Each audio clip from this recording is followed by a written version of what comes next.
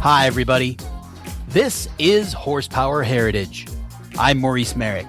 Thanks for joining me once again, and this time we're talking about a name synonymous with sports cars, Aston Martin.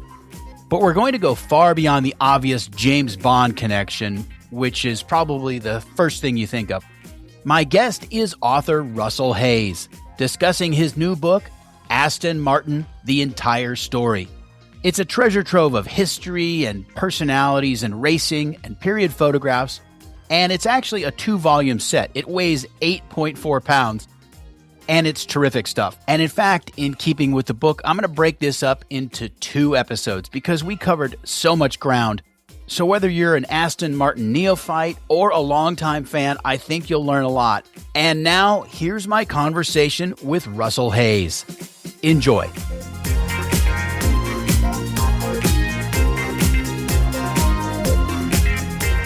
You know, Russell, I didn't know a whole lot about Aston Martin before I read your book. I knew bits and bobs, but the book is so comprehensive. I think for those of us who have an automotive library, this would be the one book that you'd want on Aston Martin because it is so comprehensive. So it was a great read. Thank you. Thank you. I appreciate that. That's what I wanted. I wanted something that would be a reference. The one thing that I come away with, having read the book, is how tenuous Aston Martin's very existence has been since day one, and it continues to this day. I know it's extraordinary. Its perpetual state of being is to be permanently on the edge. I guess the most stable period in retrospect was the 20 years that Ford owned it. That was the only time it's had true stability. Absolutely. And, you know, that forward infusion of cash and resources and all of that, you know, as you say in the book, you know, Aston Martin finally made it to the big time. Yeah. Volumes which it had never experienced before, investment which it had never experienced before. And, Ford just opened all its facilities to it. Russell, before we get into the story, I'm interested to hear about how this book project began and kind of a little bit about your background as an automotive writer. Okay, well, I've had a bit of a broken up career, but cars have run all the way through my life since I was about 5. I started as a motoring journalist on English magazines in 1989 and eventually worked my way into the original Top Gear program as a researcher at the end of the 1990s, just by writing a letter to the producer. So I stayed with them for a few years. Then I freelanced. Then that wasn't going so well, and I decided to try my luck at something else. So I became a press officer in several government departments. I didn't think that would last very long, but it lasted 16 years. But in the meantime, somebody had asked me to write car history books. So I wrote my first history book in 2005 on Lotus, and one book came after another, and I think I'm up to about 12 published now. That's fantastic. Does it just flow to you? I mean, that's quite an output. I'm lucky in as much as largely they've been commissioned. Publishers have come to me and said, we'd like a book on this subject. But several have been my own idea. In about 2012, I noticed that the 40th anniversary of the Volkswagen Golf was coming up in 2014. So I suggested that as a book to the Haynes Publishing Company. And to my surprise, nobody else had thought of the same idea. So that came off really well, and that's still being printed in a second edition, and that was translated into German. So sometimes my own ideas come up trumps. Wonderful. So let's talk about this book, Aston Martin, The Entire Story. Was this a commissioned project as well, or was it something that you perhaps had a passion for a long time? It was kind of simmering? Well, I had a background in Aston Martin in as much as I did a book on the V8 series from 1969 to 2000 a few years ago. That came out in 2019. And that was a very rarefied book. It was a very high-end, limited edition book, so not many people saw it. Then I started writing for various Aston Martin magazines. So I'd had by about 2020, I had a good grounding in Aston Martin. And I rang up the Evro Publishing Company, the guy I knew there just by chance in 2020, and said, have you got any work? And this was the start of the pandemic. And by chance, he said, yeah, actually, we'd quite like a history of Aston Martin. So it went from there. Terrific. And it is an ambitious title, The Entire Story. Yeah, it wasn't originally going to be called The Entire Story, but they let me expand it, and the word limit kept getting broken, and the deadline kept getting broken. And I would stress I'm not always like that with my deadlines. But it just got bigger and bigger. There was so much more material came up, and I decided that I had to include all the racing. And there just hadn't been a book of that scope for a very long time, which tried to cover everything. So in the end, my publisher said, we can make this 2 volumes instead of 1, and we can call it The Entire Story, which is a real honor, really. So the story begins in 1913 with Lionel Martin. And there is no Aston as a person, by the way. This is a common misconception, right? Yes. Originally, the original company formed in 1913 was called Bamford and Martin, after Robert Bamford, the engineer friend he went into the car business with. And they started as a dealership selling singers, but they soon developed tuning kits for them. And Lionel Martin was fanatical about racing. Robert Bamford was the quieter engineer type, but Lionel Martin just wanted to go racing all the time, rather than get a car into production. So he decided on a name, and it's also said that his wife, Kate Martin, had a hand in this. Where there was a hill climb that he competed in his Singer near the village of Aston Clinton, and it was called Aston Hill. So he combined his name with Aston Hill to form Aston Martin. Yeah, and I think it's evocative, of course, because it says racing. If you were around in that time, that probably reference would have been recognizable if you were into auto racing. Yes, it would, because hill climbs were the very big things. There weren't any, at that time, there weren't any motor racing circuits. Brooklands didn't come along till the 1920s. So the hill climb was the biggest thing in motorsport. Yeah, for sure. Now, I say they're founded in 1913, but really they don't produce a car for sale for quite a while. They don't really get going until after the First World War. So we're not seeing cars produced in anything, not even double figures, until the very early 1920s, because Lionel Martin would keep refining. They would build another racing car. They would put another body on it. They would put a new engine into it. They would experiment. And all the while he was getting bailed out by wealthy benefactors. He had money himself, but he still managed to run up big debts. So there was a continual process of development, and he managed to keep the motoring press on board by giving them rides and prototypes, and they were always very encouraging. But yes, it took a very long time for something which we would call production to start. Right. And of course, the war stalled everything for everyone in terms of the motor trade. And in fact, during this period, right before the war and then afterwards, so many automakers they had come and gone. And a lot of them actually never produced a car in any great number. So this wasn't unusual. No, there was a great period of attrition of car makers, because people wanted to build a car, but they didn't have a business plan. You often got, the passionate enthusiast and the passionate engineer not combined with any business sense. So there was always going to be a process of evolution. And luckily, Lionel Martin's family were extremely wealthy in their own right. They had china clay mines in Cornwall, and there was a great demand for clay during the war and after the war.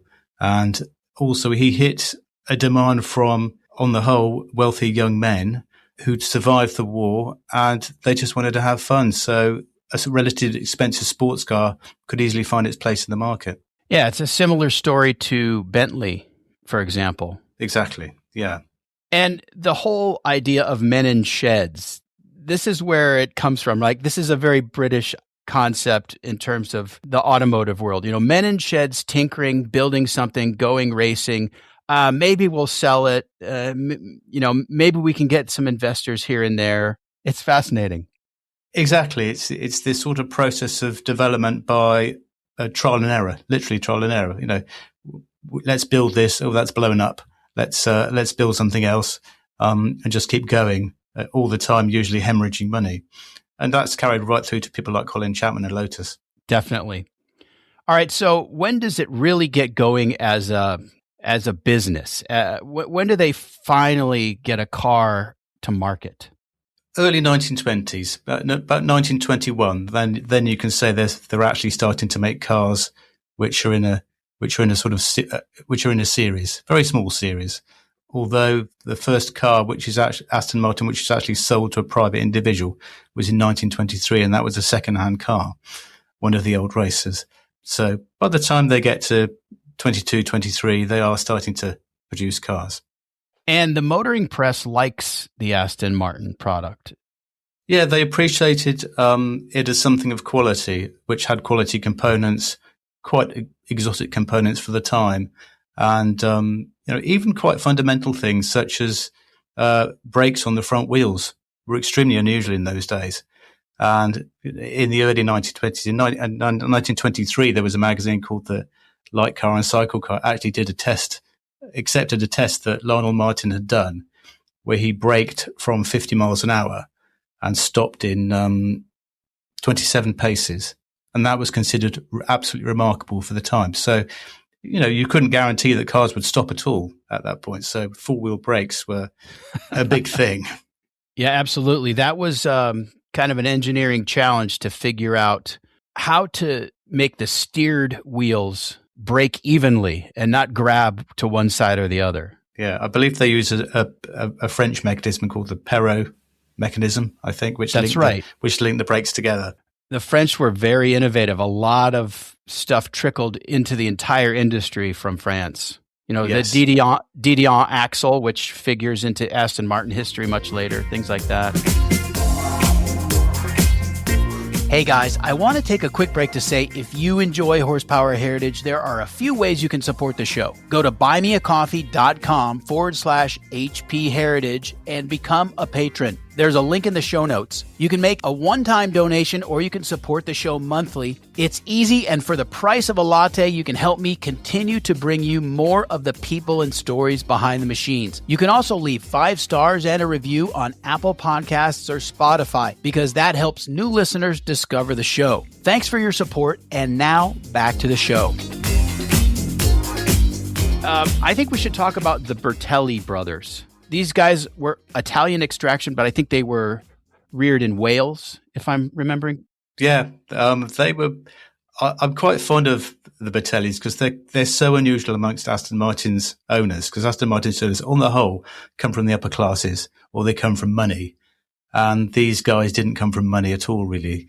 Augustus Bertelli, who was known as Bert, was, as you say, the son of Italian immigrants who'd moved to Cardiff in Wales when he was a child, along with his brother Enrico, Harry, and the pair of them set themselves up in a local garage, working for a local garage, and Bert Bertelli was actually recruited back to Italy to work as a racer mechanic for Fiat. So he had a fantastic use, but he wanted to come back to Cardiff because the Italians wouldn't play football on a Sunday. And he loved football. So that's why apparently he came back. But I found an audio recording of him as an old man, which was quite rare. And he had this fantastic Welsh accent, which you don't expect at all from a guy with such an Italian name, but he had a really lovely Welsh accent.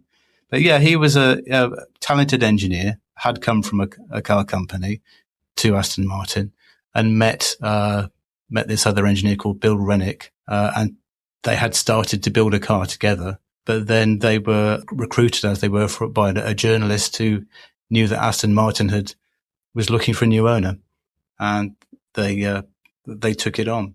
Yeah, and the Bertellis were very talented. I would say that they're sort of the linchpin of Aston Martin in this period. Yeah, I think they help it get into its teenage years effectively, because they start a level of, in the early 1930s, they start a level of serious production. Bert Bertelli does make the kind of mistakes that Lionel Martin makes in as much as he introduces too many bespoke parts into the cars, but after a while realizes that he can still achieve what he wants by buying in more components. And then they dropped the price quite substantially in the early 1930s, which really helped. And again, he goes racing, and he's one of the unusual manufacturers of the time who actually raced the cars that they built. There weren't very many owner racers of car companies at that time. But Bertelli was at Le Mans from 1928 all the way through, and he realized that was crucial for the success of the company. And we should say from the start, Aston Martin was focused on sporting models, which is really perilous. And if you look at the history of any sports car manufacturer, they're always on the edge if they're only building sports cars. You need another model in order to bring the money in.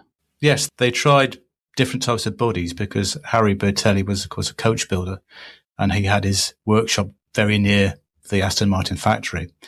So they would try four doors, they would try closed saloons, but in a very haphazard way. They would just reel one of them out at the motor show each year, see if anybody bit, would get about 10 orders, and then that would trickle down. So the next motor show would be a different kind of car. So still very trial and error, but trying to build different kind of body types. Although most people in the end converted the saloons and the Tourers back to two-seater sports cars, because that's the true heart of Aston Martin then. Right. We should talk a little bit about the technical specs of these cars. Of course, they're sporting. Most of them are open cars. And the heart of the car is a 1.5 liter four-cylinder engine, which actually gives pretty good power. And like you say, these young sportsmen with money are attracted to it immediately. Yes, it was a single overhead camshaft designed by Bertelli and Rennick, which did the business all the way through the 1930s, really. They tried latterly enlarging it to 2 litres at the end of the 1930s, but that was quite short-lived.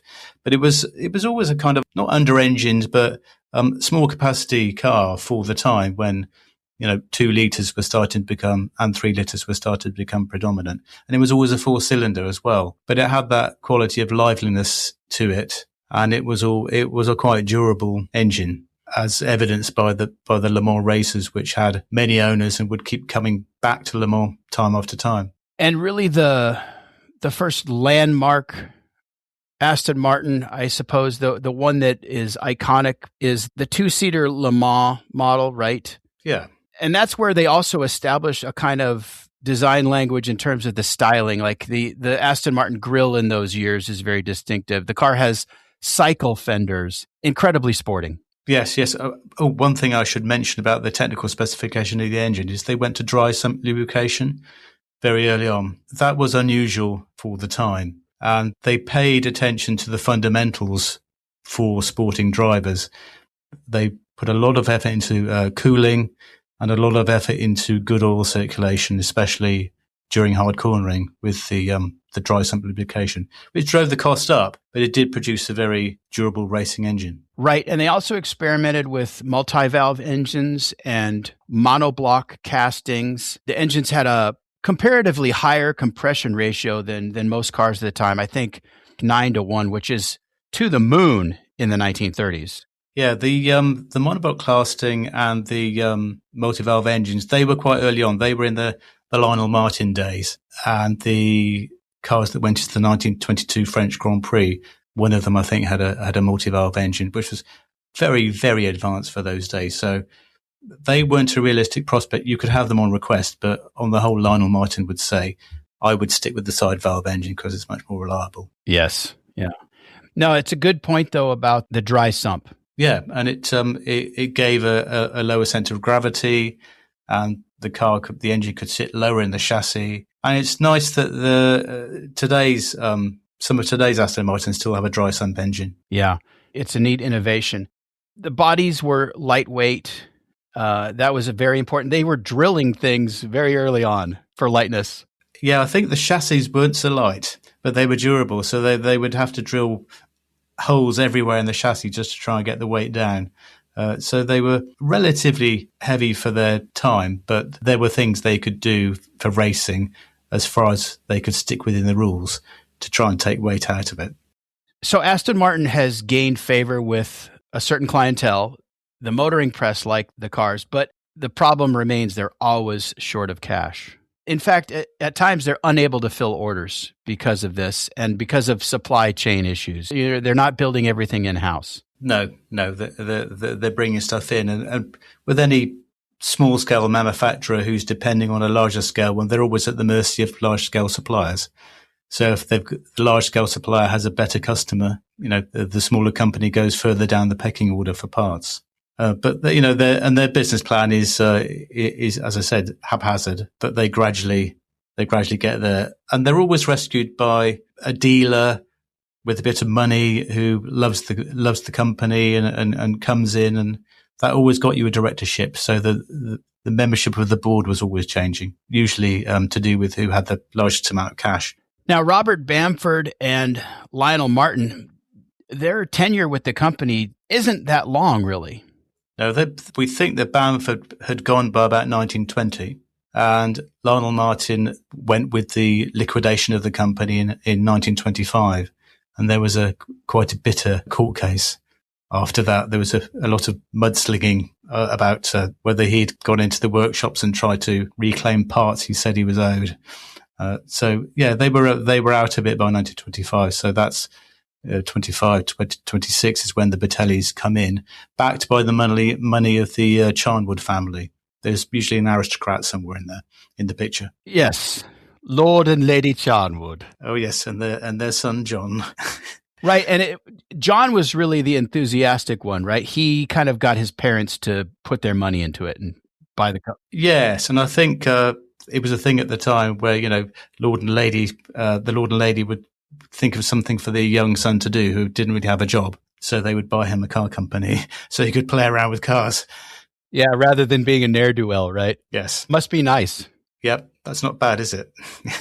They do commit to racing. The Charnwoods are, racing is an expensive thing. Yeah, they're prepared to stump up for racing cars. And then the Sutherland family arrived in the early 1930s, I think 33. Again, Gordon Sutherland, the son of a shipbuilder. So he's plunged in with huge enthusiasm. And he really has some success at making a go of it. But they commit to funding a whole series of cars to go to Le Mans, which get built alongside the saloon cars, and sometimes actually slow down production, which wasn't really the aim of it.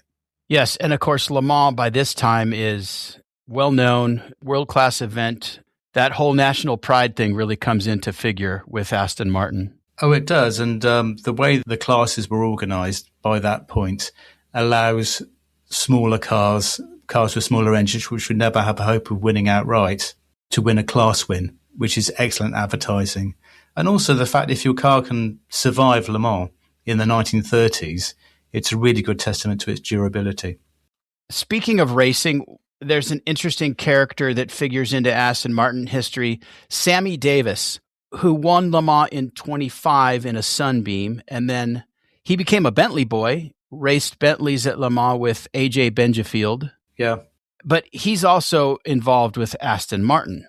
Yes, I mean he was a big friend of Batelli, and as he was the sports editor of Autocar, I think, and later maybe the editor of Autocar, he had real influence.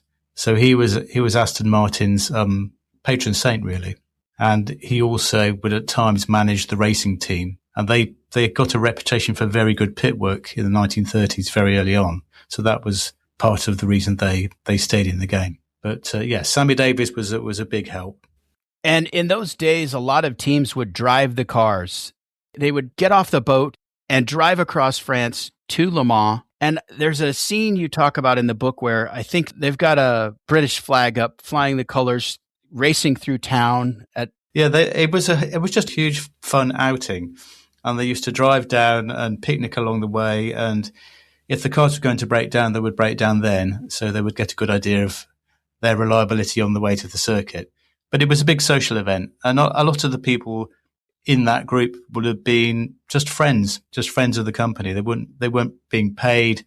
They just did it for the love and the fun of the whole experience. The cars often did have mechanical trouble along the way. Yes, and very specific faults. There was there was a thing they constantly had with Le Mans with vibration would just make the cycle wings come loose.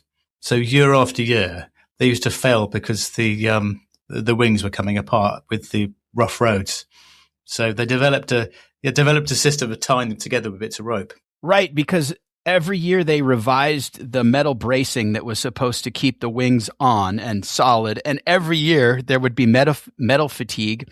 Of course, at the time, the Circuit de la Sarthe was pretty rough. Nothing like it is today. It was a punishing circuit. The rope story is hilarious because I think one of the drivers pulls over in the middle of the race to lash wings back on the car. Yeah, I mean, Sammy Davis called it Bertelli's Indian rope trick. That he had to do this so regularly every year. Also because the headlamps that had to be used for the night driving were so heavy that they really strained the stays. So yes, it was constant battle with the headlamps and the headlamp stays and the wing stays as well. Also, in keeping with sort of the family atmosphere, friends and family atmosphere of all this racing, there are privateers that are racing Aston Martin as well as some works cars, and that really improves their chances. I mean, it improves the odds, right? The more cars you field, the more likely you are to finish well. Oh, sure. They always did very well on the numbers game. They would have friends of Aston Martin who would buy an ex-racer from the previous year, but then bring it back the next year to join the new racers in the works team, because they would have their own entry. So yes, it was quite possible for them to have 10 to 11 Aston Martins in the Le Mans race, and the public perhaps doesn't care so much whether it's a works car or it's a privateer car. It's still an Aston Martin doing well in a race. So the numbers game really helped. Yeah, and that was something that all of the manufacturers were doing virtually from day one, right? I mean, it's... Yeah, and I think you could say it goes on today. Of course. A privateer race, there are plenty of private racing teams mixed in with works teams. It's a good formula. Yes, it's been very successful approach for many manufacturers over the years.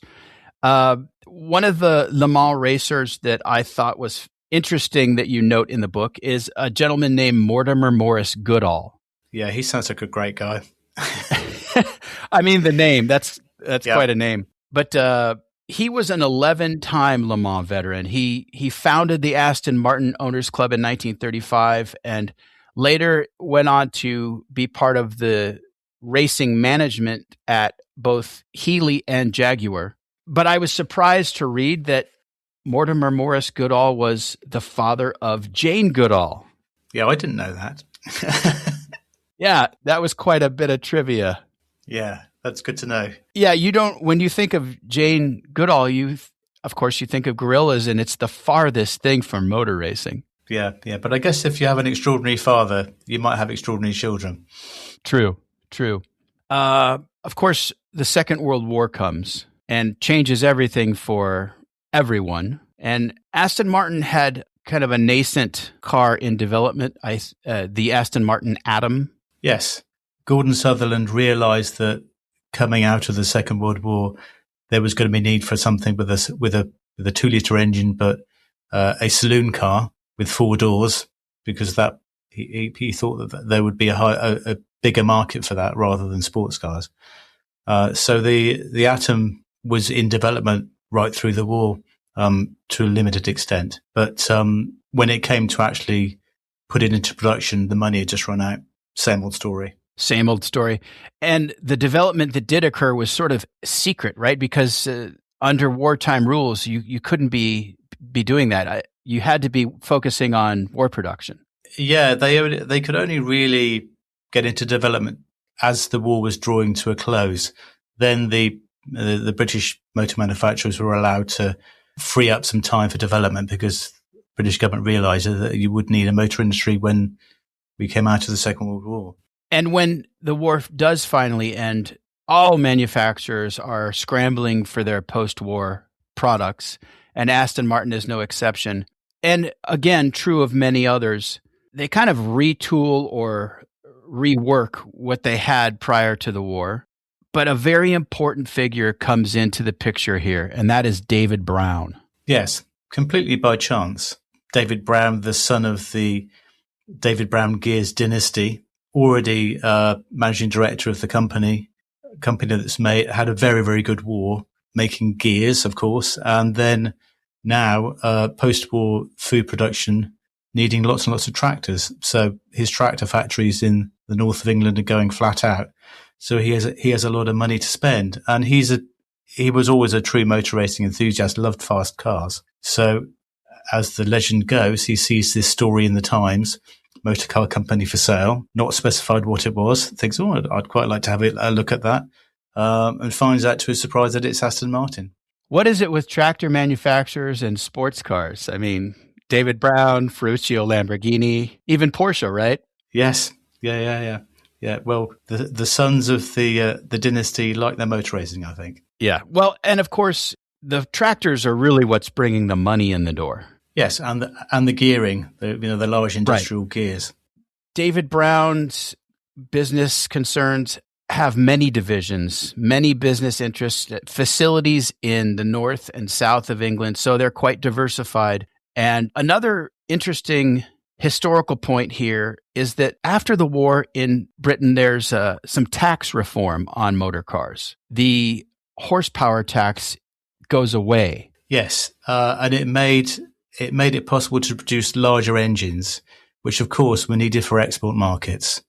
The British government did realise that to succeed in places like the States and the colonies, you needed larger engines. So it encouraged the development of larger engines. And the other factor at play here is that after the war, Britain needs to increase its exports as much as possible. The mantra was export or die. We've talked about that on the show before. And that's why you get through the 1950s, so many British manufacturers making sports cars for the American market. And of course, Aston Martin is one of them.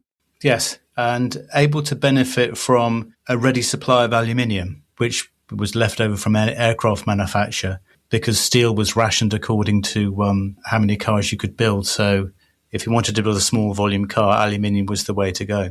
Yeah, and Aston Martin was trying to get steel, but the government wouldn't give it to them because they said, you're too small. We've got more important things to worry about. We have a much bigger volume going to other businesses.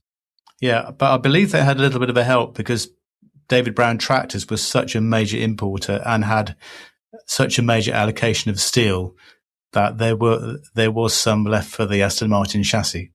Right. But for the bodies, it was going to be aluminium. Yeah. Also for lightness and for ease of manufacturers, they couldn't afford large scale steel presses, and there were the skills there to rework aluminium bodies quite readily. Now, David Brown buys another company in the same period, 1947, and that's Lagonda. Yeah, he was always very fond of Lagonda. He'd had two of the top line V12 Lagondas before he actually had one of the last ones they ever built. So he always had a soft spot for Lagonda, and he'd bought Lagonda before he'd bought Aston Martin. He'd actually paid more for Lagonda than he paid for Aston Martin.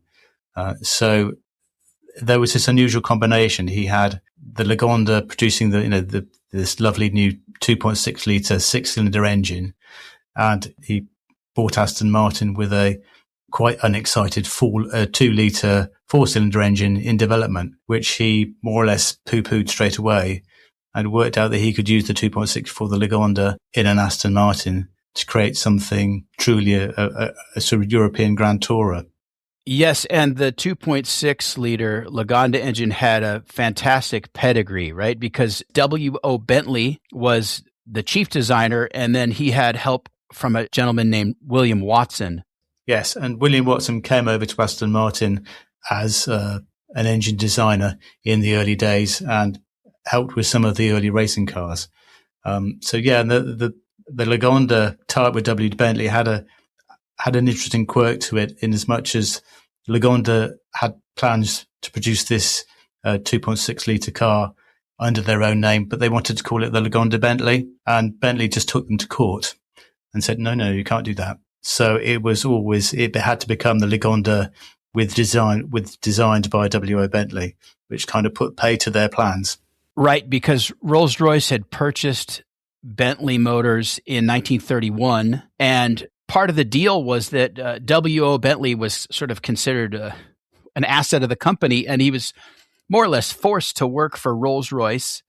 And I think he did a lot of test driving and consulting, and then eventually did design the Lagonda engine. But yeah, very interesting history. It's a shame that W.O. Bentley wasn't really allowed to use his name in trade. No. But he was just a very interesting character, wasn't he? He went off and founded his own consultancy after that, I think, quite happily. I think so too, yeah. He's a fascinating character. I don't know if you've ever read My Life and Cars by W.O., but it's a really good read. I've dipped in and out of it, I think, yeah. Yeah. There's a quote that I have from David Brown from the book. Even the most skeptical thought that perhaps my organization, which was accustomed to making only farm machinery and gears, could after all produce an efficient and successful high-performance car. Yeah, there were some people who thought that David Brown bought Aston Martin solely for the purpose of getting publicity for David Brown gears. And they did make the most of it, but that wasn't the reason at all. He didn't need to keep Aston Martin. It was such a small part of the David Brown empire. He kept it as a true passion project. I think in 1966, he told an interviewee that it represented 2% of the turnover of the David Brown Group. So it was just his plaything, and he poured money into it, and he allowed it for a long time not to make any money at all.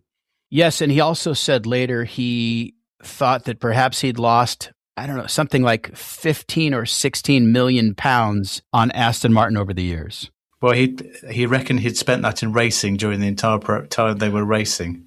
Right. So 1948, the new model is the Aston Martin 2-liter Sports. Yes. And the chassis is based upon what they had done with the Atom. So the Atom chassis, which was designed by Claude Hill, and then the development process was fettled by a guy named Jock Horsfall, right? Yeah, Jock Horsfall, yeah. And he's a fascinating character. It's thought that he was the basis of the inspiration for Ian Fleming to create James Bond. That's right. Because he was a spy during the war, and he was a fearless, maybe slightly unwise racer, because apparently he had very bad eyesight but refused to wear glasses. But he was a real daredevil gentleman racer. So the 2-liter Sports, now that's the 4-cylinder engine, right? Yeah.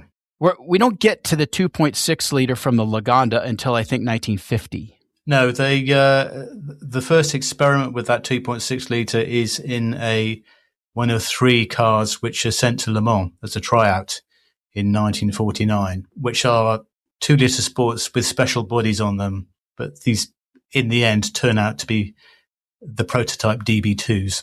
So two of those went to Le Mans with 2-liter engines, and one of them had the experimental 2.6, and they did much better than they thought they would. So that was the death knell for the 2-liter Sports, really, which hadn't sold. I think they made about 13 in the end because it was extremely expensive, and they moved on to the DB2 by then, and the 2-liter Sports was retrospectively titled the DB1. And by the way, we'll get back to Ian Fleming and James Bond because, I mean, you can't think of Bond without thinking of Aston Martin, right? No, all the way through. All the way through. All right, so the DB is a swooping 2-place sports car designed by Frank Feely. And there are some cars that there's, I would say, some questionable post-war styling until Frank Feely really just refines this and gets it right. And it's a marvelous shape. It sort of sets the stage for Aston Martin's next several decades. It redefined what an Aston Martin was. And David Brown had encouraged Frank Feely to go to Italian motor shows and check out the styles coming from there. And the DB2 owes a lot to special-bodied Ferraris. So it came out with this beautiful Italian styling and large-engined, and it redefined Aston Martin as a Grand Tourer in the luxury bracket, the sporting Grand Tourer, and that's where it was. Yeah, it's the basic shape becomes almost ubiquitous in the sports car world in the 1950s, and of course, you say Ferrari, so like the 212 Inter would be one model that's very similar in appearance. The AC Asica, very much like this. Yes, very close. Yeah. Yeah. So it really it sets a paradigm, I guess. Yeah, and the Bristol 401 as well. Bristol 401, yeah, good example. Yeah. They're all lovely, but the DB2 is beautiful, but it's not all that functional. For example, you can't reach the luggage compartment from the outside of the car. It's all fixed bodywork. That's just one example, but they quickly refine that with the DB2-4, right? They finally have a boot that opens. Yeah, yeah. They realized that there was a bigger market if you could have something resembling two seats. So they redesigned the I think Ted Cutting might have when he came to the company, redesigned the chassis and relocated the petrol tank, and they added this hatchback to it, which had been seen on one of the Le Mans hardtop body DB3s. But that was quite an innovation, and a folded two occasional seats and a folding luggage platform. Right. They set the petrol tank lower in the chassis. And you say in the book it was often cited as the first sports hatchback. Yes, it was. Yeah. We should talk about the chassis for a moment because it's really just two large diameter tubes running parallel with some cross bracing. It's not particularly innovative or sophisticated. No, I think you could say it was strong, not too heavy, but able to withstand torsional twisting, and able to produce a convertible without too much extra reinforcement, which was very important. Yeah, and they had a lot of trouble over the years getting that stiffness for the convertible models. Yeah, well, I think that was common to a lot of manufacturers. Sure. Yeah, I know, makes sense. Eventually, the Lagonda engine, which started out at 2.6 liters, is stretched to nearly 3 liters. But there's an interesting guy who comes into the picture in the 1950s named Tadek Marek. Yes. And he's a Polish immigrant, right? Yes. Yeah.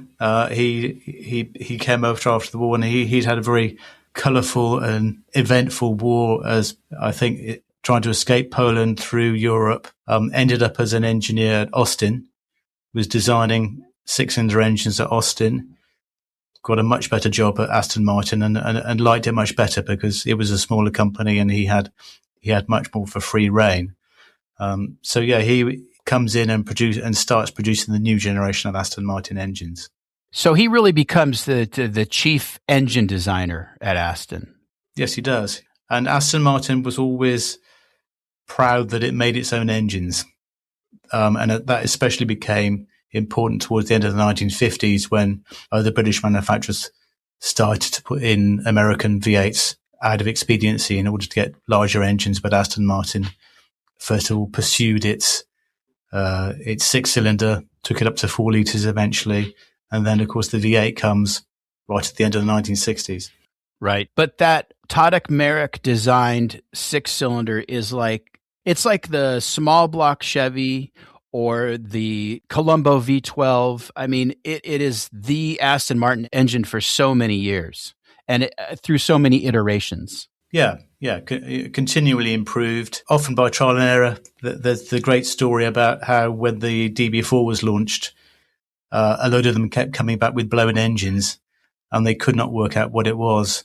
And it was because in Britain, they had never run one on a motorway at top speed for a sustained period at a time because we didn't have any motorways until the late 1950s. And what was happening was Italian owners were taking their cars out at weekends, giving it the beans straight away on the autostrada, and the oil temperature just went through the roof and they blew their bearings. So they had to put an oil cooler in as standard very early on. In the United States, we had the good fortune to have the interstate highway system construction begin in 1955. And I mean, it was a perfect time because that was when the horsepower wars began, here with big American V8s. But Britain was still largely narrow secondary roads, right? And motorways weren't a thing yet. Yeah. I think the first stretch of motorway opened in 1959. And then the road building really became in the 1960s. I think the first one was the part of the M6. It's the M1 was the next motorway to be built, and that was near Aston Martin's new factory in Newport Pagnell. So that became their test track, and that became Jaguar's test track as well. Take a minute and talk about Newport Pagnell, because it's a small town and it became a company town. Aston Martin employed many, many locals. Absolutely, yeah. Yeah, and it's still proudly the home of Aston Martin heritage. And David Brown also bought a coach builder, the coach builder Tickford, in 1954, because quite astutely he saw that his supply of bodies would be running out because the major bodybuilders were starting to get taken over by the large car companies. So he saw that people at Aston Martin were going to be squeezed out. So he bought the Tickford concern and then built a factory across the road from it. And so he had a supply of bodies and engines and the whole thing all in one town across two sides of the road. Another thing about the early David Brown years is that although the factory was established at Newport Pagnell, there are still kind of disparate facilities. I think there are some facilities in Yorkshire, and then of course which is up north, and there are facilities in the south. So things are a bit spread out, aren't they?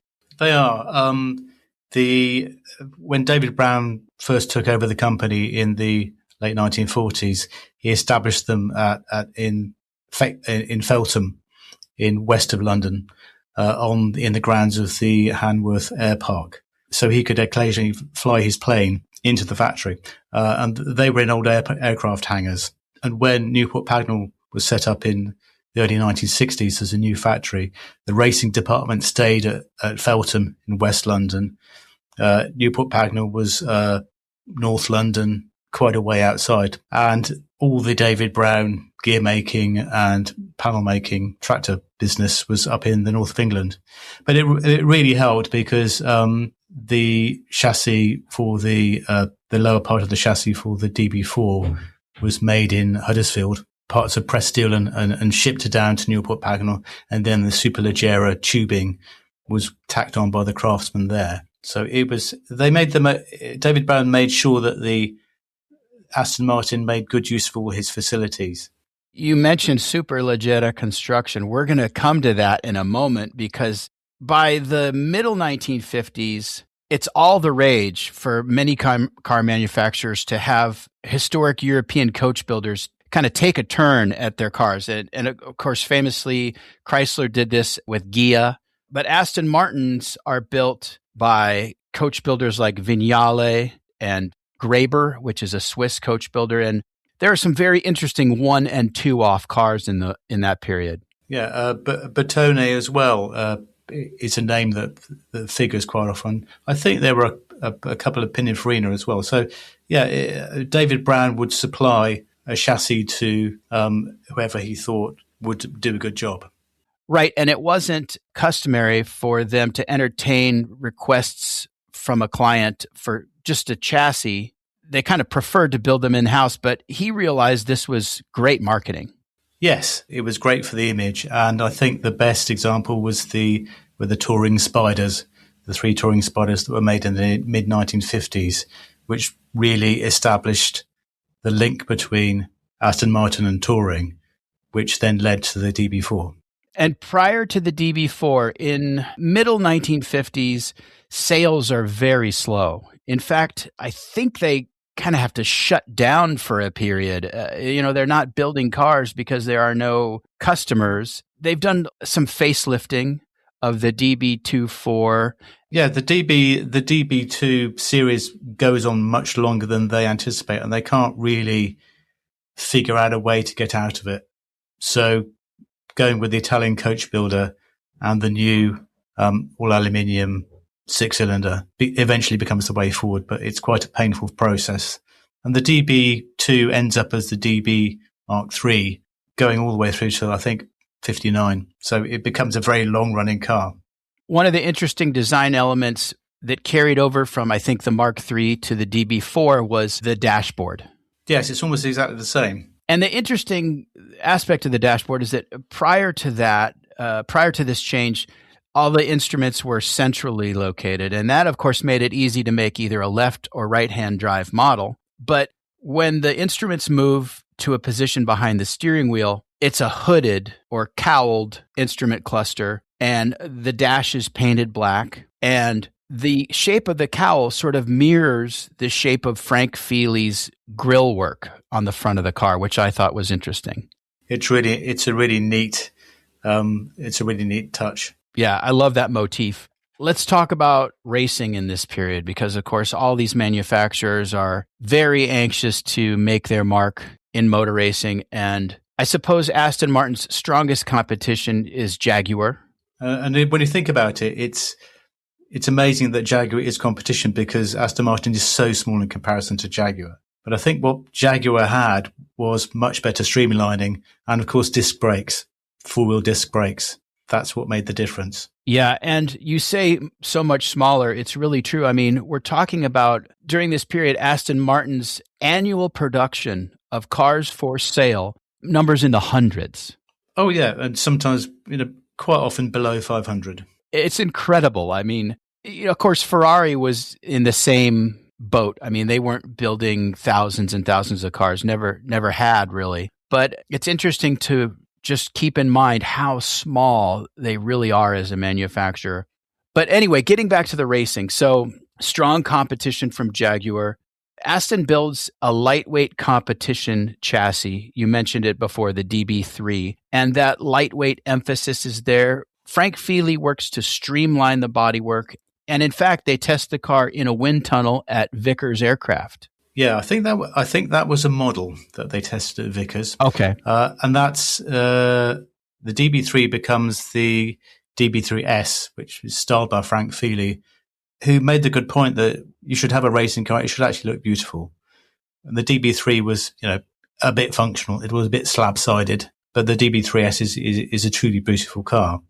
And that benefits from models in the wind tunnels, certainly. But at that time, there aren't any full-scale wind tunnels available to the British motor industry, not until the close of the 1950s to we have our first full-size wind tunnel for cars. Good to know.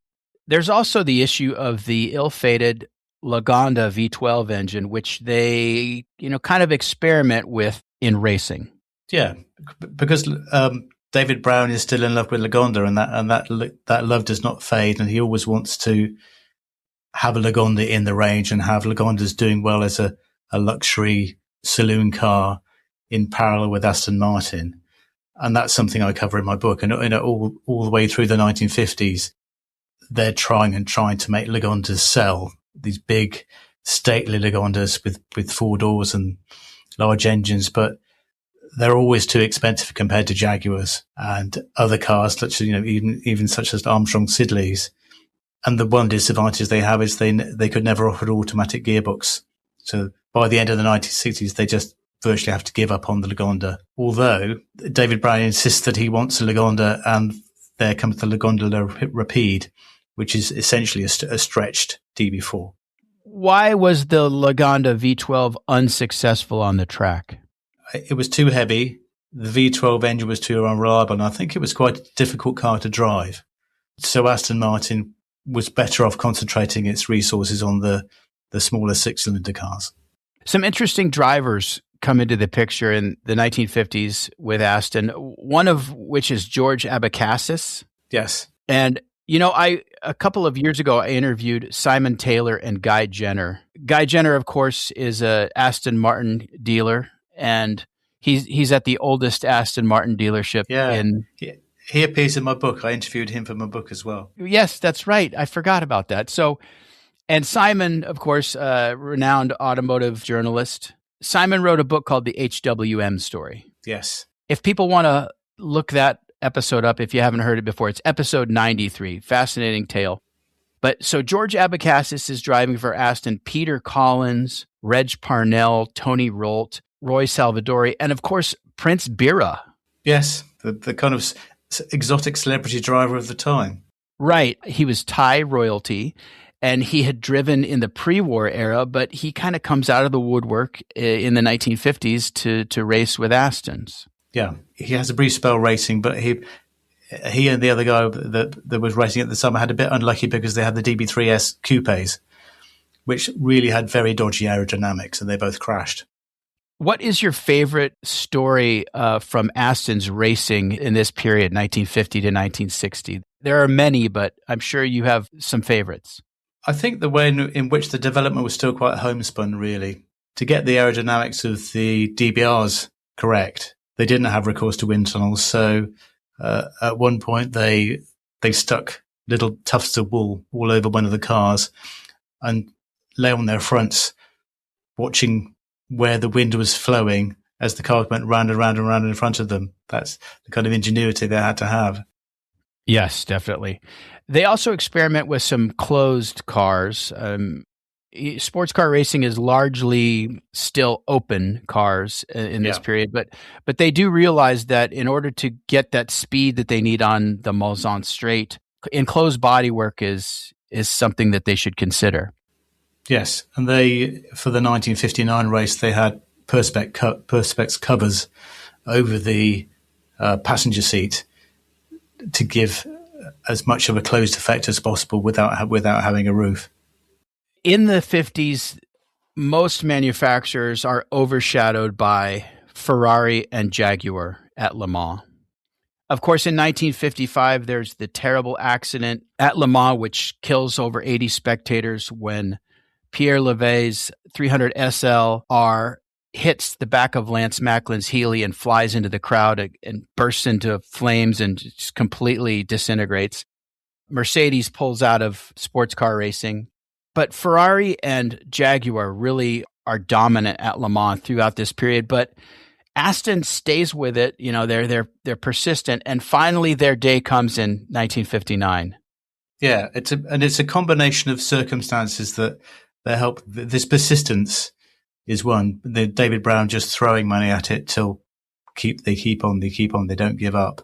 And Jaguar by that point has ended works racing because William Lyons considers there's nothing left to prove. He did it to sell cars.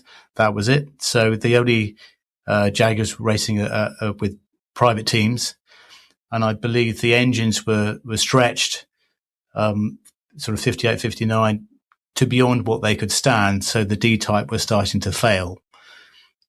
Plus, Aston Martin finally had reliability, which the Ferraris didn't have. So, and a great pit lane strategy, a great manager in the shape of John Wyer. And another driver we should mention is Carroll Shelby, of course. Of course, yes. Who started at Sebring in 1954.